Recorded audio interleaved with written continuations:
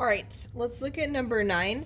Number 9, I'm going to do 2 different methods. So the first method is, let's go ahead and read the question first. It says, which of the following points lie on the graph of the inverse of this function? So method 1 is to find the inverse. So our original function is f of x equals cube root x plus 1 minus 2. So let's find the inverse. We'll rewrite it with a y.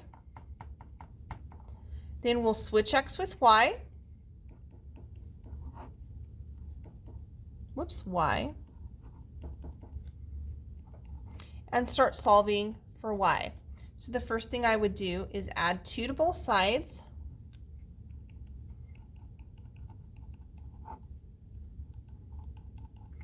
And then to get rid of the cube root, I would cube both sides. Those will cancel. I get x plus 2 cubed equals y plus 1. And then I would subtract 1 from each side. And I get f inverse x equals, right, y equals, f inverse x equals x plus 2 cubed minus 1. So again, this is method 1.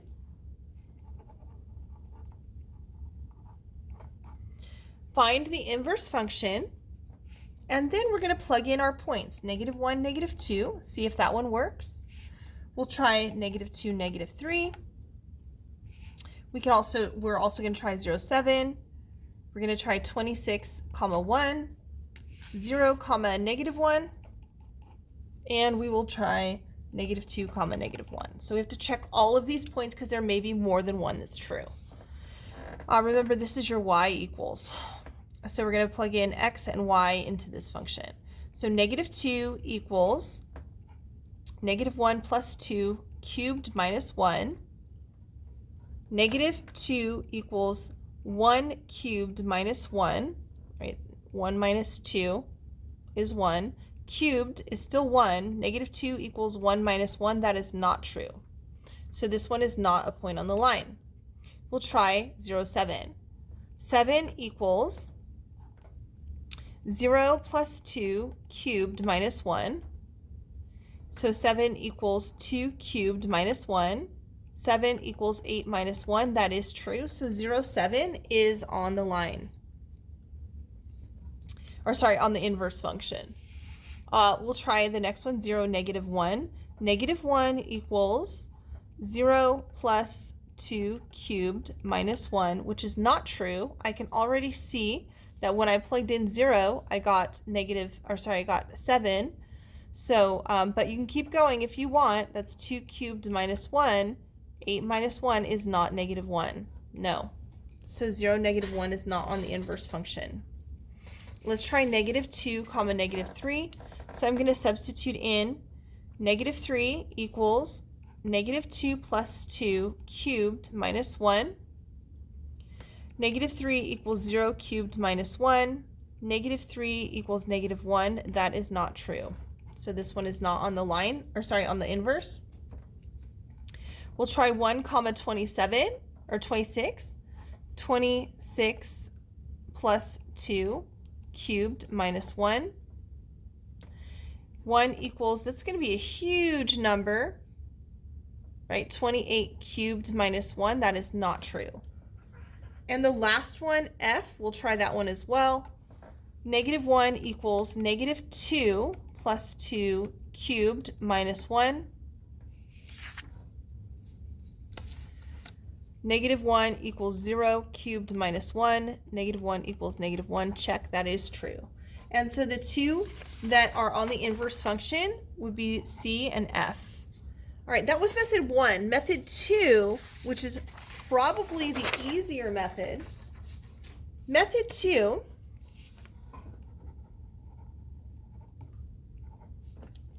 is we're going to take our function, f of x equals cube root x plus 1 minus 2, and these were our points that were given, -1, -2, -2, -3, 0, 7, 26, 1, 0, -1, and -2, -1.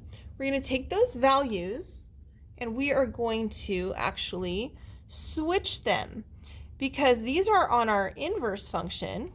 And so on our original function, f of x, these values will switch.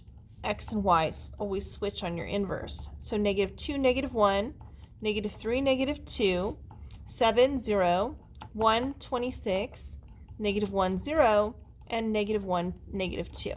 And we're going to check these values. Now I'm not going to check them all. I'm just going to check a couple. I'll check the first 3 for you. All right, so remember I'm substituting in these values because I'm subbing into the original function. So -1 is equal to the cube root of -2 plus 1 minus 2. -1 is equal to the cube root of -1 minus 2. -1 is equal to the cube root of -1 is -1 minus 2. That is not true.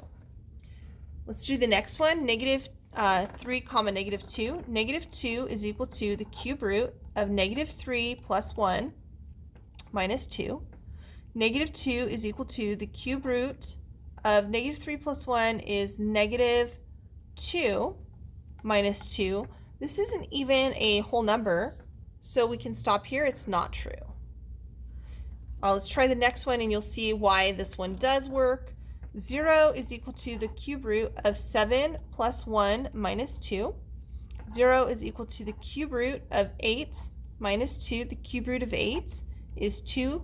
2 minus 2 is 0. Check. It does work. So you can try each of these points and continue on and see. You should see that the only 2 that work are 0, 7, which is actually 7, 0, and -2, -1, which is actually -1, -2. All right, let's go ahead and look at question 10. What are the restrictions? Restrictions means the denominator cannot equal 0 on x for the rational function. So I don't care about the numerator. I'm only going to look at the denominator. So I'll factor. We need something that multiplies to -3, adds to -2. It's -3 and +1. So x minus 3 and x plus 1 are my 2 factors. You can check it back. X times x is x squared. -3x plus 1x is -2x, and -3 times 1 is -3. So my restrictions, I take the denominators and I set them equal to 0 and solve each one. And I get x cannot equal 3, x cannot equal -1. Done. All right, number 11. Number 11 says, which of the following is equivalent to the quotient of this rational function? So to know, we're going to factor. So this one factors as x plus 1, x minus 1. This one factors as, I need something that multiplies to 6 and adds to -5, which is -3 and -2. So it factors as x minus 3, x minus 2. All right, divided by this one, I need something that multiplies to 3 and adds to -4, which is -3 and -1. So x minus 3, x minus 1.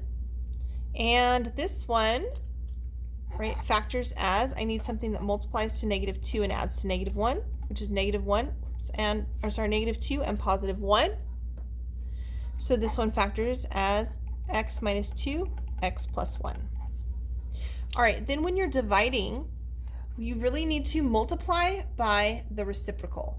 So we're going to leave this one, x plus 1, x minus 1, x minus 3, x minus 2, times, flip this one, x minus 2, x plus 1, x minus 3, x minus 1. Anything that's in common that can cancel out top to bottom would be the x minus 1s, also the x plus minus 2s. And so what's left in the numerator is x plus 1 times x plus 1, which is x plus 1 to the second.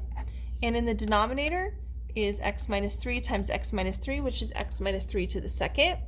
And so this should be A. All right, next one. I'm going to do number 12 on a separate sheet of paper because I'm running out of room.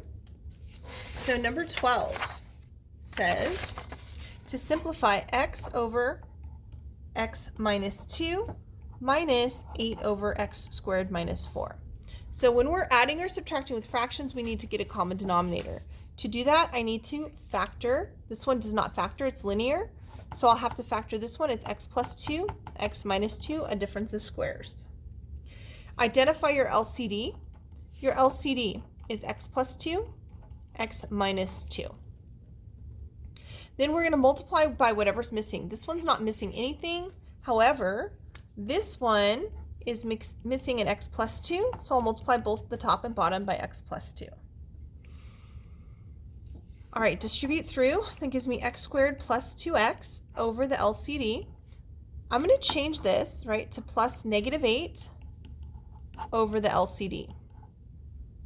And then simplify my numerator. I get x squared plus 2x minus 8 over the LCD. Now, it may be done. This may be as simplified as I can go. So I need to check if the numerator factors. Is there anything that multiplies to negative 8 and adds to 2? There is. It's 4 and negative 2. So the numerator factors as x plus 4, x minus 2, over, remember your LCD was x plus 2, x minus 2. These x minus 2's reduce, and so you get x plus 4 over x plus 2. Now remember, you have restrictions. And your restrictions are that the denominator cannot equal 0, so go back to the beginning. That means that your denominator cannot equal